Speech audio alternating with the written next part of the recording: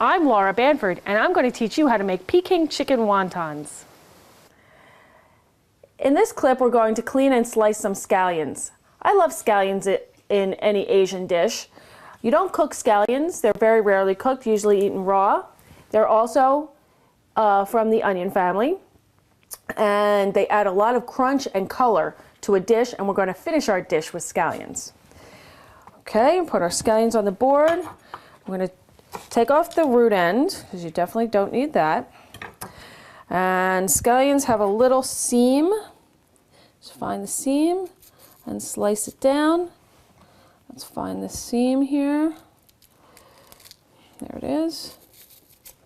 And that allows you to peel off the tough outer layer of the scallion. Let's do one more.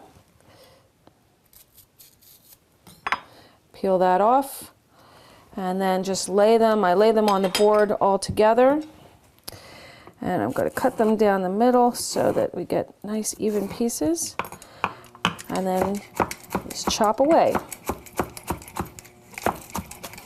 I like to use the white part and the light green and some of the dark green part. There we go. And we're going to hold those aside to the end when we finish our dish. And next we're going to clean and chop some cucumber.